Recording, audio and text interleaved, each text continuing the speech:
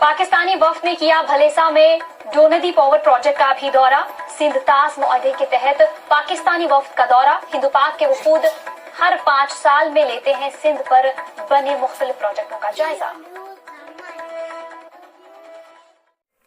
पाकिस्तान के एक वफ्द ने आज भलेसा में भी डोनदी पावर प्रोजेक्ट का दौरा किया। पाकिस्तान के इंडस कमिश्नर सैयद मोहम्मद मेहर अली शाह ने अपने हिंदुस्तानी हम मनसब पीके सक्सेना के साथ प्रोजेक्ट का मुआयना किया। इस मौके पर डोडा और किश्तवाड़ के जिली ओहदेदारान भी इस वफ्द के हमरा थे। वाज़ेह रहे कि हिंद पाक के दरमियान साल 1960 में दरियाई सिंध और दूसरे दरियाओं के पानी की मुनसिफाना तौर पर हिस्सेदारी का मुआहदा हुआ था, जो सिंध तास मुआहदा कहलाता है। इस मुआहदे के तहत हर 5 साल के वक्फे में दोनों मुल्कों के वफूद दरियाई सिंध पर बने मुख्तलिफ प्रोजेक्टों का मुआयना करते हैं।